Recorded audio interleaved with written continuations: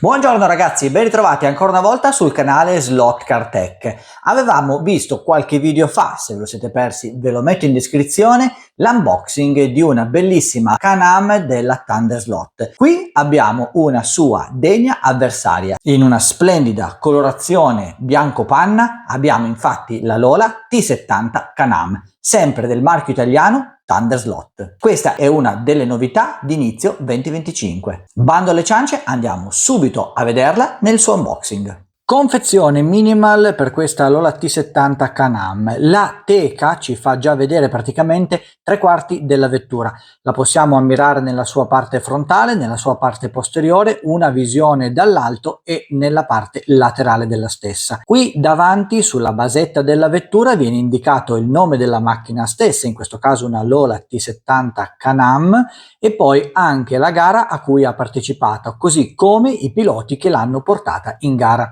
Sul retro della confezione, come sempre, un'etichetta ci sta ad indicare la tipologia di vettura, così come già anche indicato sulla basetta, e poi alcune indicazioni ormai obbligatorie su ogni confezione. Andiamo adesso ad aprire la nostra scatola di questa meravigliosa Thunder Slot e scopriamone così i dettagli più da vicino. Rimuoviamo così la parte in policarbonato trasparente. La vettura rimane ancora saldamente fissata alla sua basetta. Per poterla andare a rimuovere occorrerà andare a svitare questa vite con taglio a croce. Eccoci così ora con la nostra Lola T70 Can-Am fra le nostre mani. Andiamo a vederla nel video a 360 gradi per apprezzarne ancora meglio tutti i dettagli. Quello che stupisce sempre sulle vetture di casa Thunder Slot è la quantità di dettagli e le finiture che il produttore italiano utilizza su tutte le sue vetture. Su questa in particolare ci cade l'attenzione sul dettaglio del parabrezza. Infatti, come possiamo vedere, è contornato da una sottilissima striscia nera puntinata in argento a simulare i rivetti che vanno a sostenere il deflettore nella vettura originale. Bellissimi gli inserti delle ruote sia sulla sala anteriore che sul posteriore, donano infatti alla vettura un aspetto veramente corsaiolo. Nella parte posteriore i piccoli fanali fanno da contorno ad una griglia ricavata all'interno del paraurti posteriore, dove si vedono anche i due scarichi raccolti. Bellissimo il particolare poi della griglia, sulla quale è stata utilizzata una fotoincisione per andare a replicare il grigliato nella parte posteriore della vettura stessa. Abitacolo, pilota e accessori all'interno della vettura sono curati veramente nei minimi particolari. Si può notare infatti la colorazione particolare con le righine sulla tuta del pilota e poi gli occhiali del pilota stesso, che con il loro elastico vanno a completare perfettamente il giro attorno al casco. Tutte le tampografie sono realizzate magistralmente, nessuna sbavatura e colori assolutamente lucidi. Internamente alla vettura scorgiamo già il classico telaio nero che va ad ospitare il banchino di tipo triangolare. Motore come sempre a cassa corta ed ingranaggi in materiale plastico. Completano la dotazione della vettura cerchi in plastica alleggeriti nell'assale anteriore e poi un pick-up a vite. Quello che mi colpisce sempre delle vetture del marchio italiano Thunder Slot è la cura soprattutto dedicata alla verniciatura del modello. Anche in questo caso questo color panna, questo color avorio è veramente molto bello. Ora procederò nel rimuovere la carrozzeria dal suo telaio. Per farlo girerò la vettura sottosopra e andrò a svitare queste tre viti. Ne abbiamo due nella parte anteriore subito davanti all'assale anteriore e poi una nella parte posteriore. Vi ricordo che le viti non sono semplici viti svitabili con un normale cacciavite, ma avrete per questo bisogno di una chiave a Torx T6. Divisa la nostra Lola T70 Can-Am, le viti che facevano da giunzione sono delle viti come sempre di tipo imperribile, il che significa che nella parte finale della loro corsa non hanno il filetto che arriva fino alla testa della vite, il che ci permette di dare già un primo basculamento tra la carrozzeria e il telaio in modo da rendere ancora più performante la vettura. Partiamo dalla carrozzeria, una carrozzeria come sempre ricca di tanti dettagli ma molto leggera. Infatti Thunder Slot punta molto sia alla qualità estetica senza però lasciare dietro quelle che sono le prestazioni. Lo si vede fin da subito girando la nostra carrozzeria al contrario. Infatti internamente non c'è nulla di superfluo. L'abitacolo è tagliato in modo da renderlo assolutamente più leggero, ma anche da poter abbassare la carrozzeria una volta sistemata sul telaio. Abbiamo 3 colonnette, 2 nella parte anteriore dove appunto andranno ad essere infilati le viti e una nella parte posteriore. La colonnetta posizionata nella parte posteriore della vettura è decisamente molto bassa perché ha all'interno anche quest'altro supporto che va a simulare una parte del cambio. Una particolarità di tutte le carrozzerie di casa Thunder Slot sono queste alette che trovate normalmente ai lati della carrozzeria. Questi infatti sono molto utili nel caso in cui voi voleste andare ad alzare la carrozzeria rispetto al telaio in modo da poter permettere anche il montaggio di coperture di grandi dimensioni. Per il resto lo standard qualitativo di Thunder Slot ormai abbiamo imparato a conoscerlo, per cui tutto quello che troviamo montato all'interno di questa carrozzeria è assolutamente fatto nel migliore dei modi. A livello di peso, a livello di sensazioni mi sembra una carrozzeria decisamente leggera. Andremo poi in un secondo momento a verificare bilancia alla mano se effettivamente questa sensazione corrisponde a verità. Per il momento vi posso dire che la carrozzeria è effettivamente di buona struttura, di buona fattura e anche decisamente molto flessibile, il che non guasta e l'aiuta sicuramente in ambito sportivo agonistico. Lasciata la carrozzeria, occupiamoci adesso del telaio. Il telaio, e lo si vede soprattutto se andiamo a girarlo al contrario, è completamente piatto dalla parte anteriore fino ad arrivare nella parte posteriore. Non ha alettoni, sbavature o deflettori che ne vadano a modificare la sua planarità. Come sempre il telaio è composto dal pezzo vero e proprio del telaio più il supporto motore che anche in questo caso è di tipo triangolare. Il supporto motore è collegato al telaio mediante 5 punti. Ne abbiamo uno in posizione centrale, 2 in posizione laterale e 2 in posizione posteriore. Tutti questi attacchi possono essere dotati in aftermarket, quindi durante una fase di preparazione della vettura per poter gareggiare con le sospensioni. Il motore è il classico Mach 2105, un motore a cassa corta però assolutamente di ottime prestazioni. Il pignone, un po' in controtendenza rispetto a quasi tutti i marchi che troviamo sul mercato, è di materiale plastico di ottima fattura e assolutamente fa in modo egregio il suo dovere.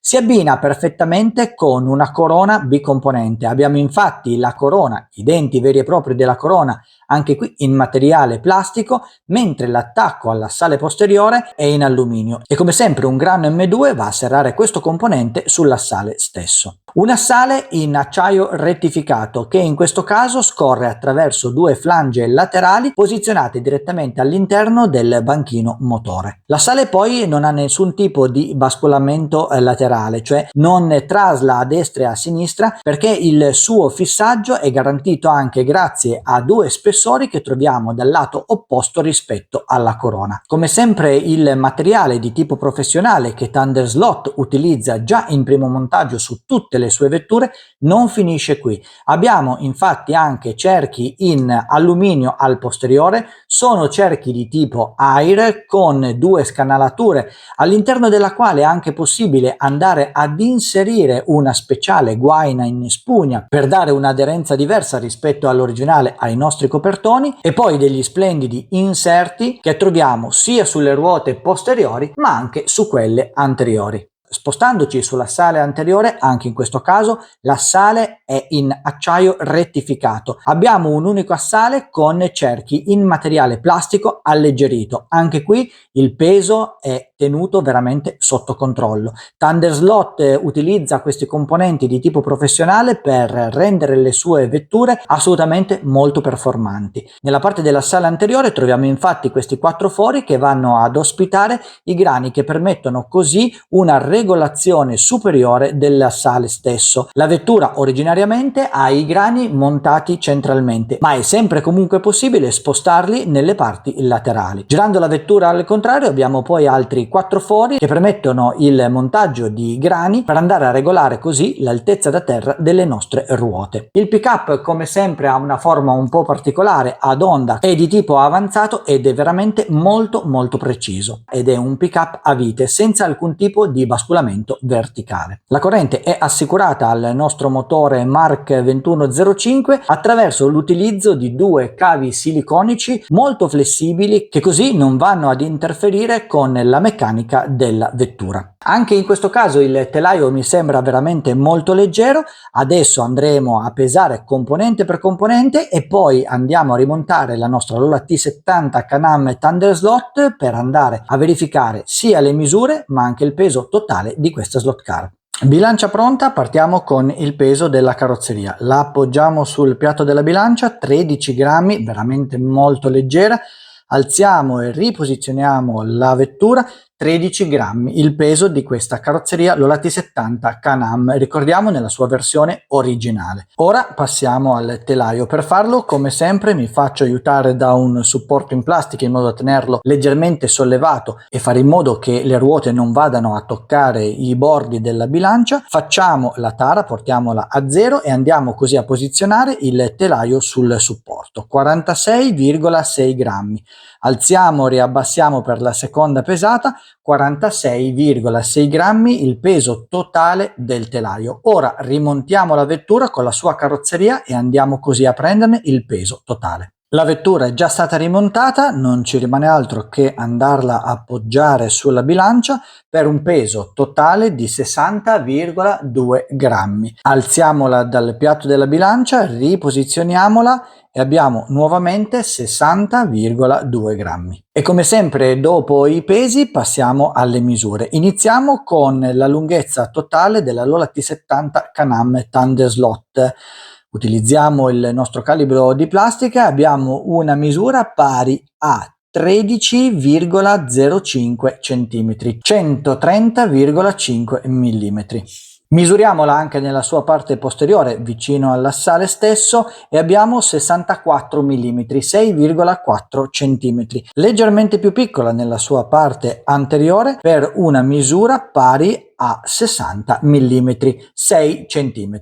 E come ultima misurazione per questa Lola T70 Can-Am andiamo anche a verificarne il passo, ovvero la misura che abbiamo tra il centro della ruota anteriore e il centro della ruota posteriore. Questa Lola T70 Can-Am Thunder Slot ha un passo pari a 75,5 mm, 7,05 cm. Bene, l'abbiamo vista, l'abbiamo misurata, l'abbiamo pesata, non ci rimane che portarla in pista, come sempre appoggiandoci al circuito in legno dello Slot Club Asti Calabroni Rossi per vederne effettivamente le sue prestazioni, ma siamo già sicuri che questa sarà un'altra vettura di casa Thunder Slot che non ci deluderà.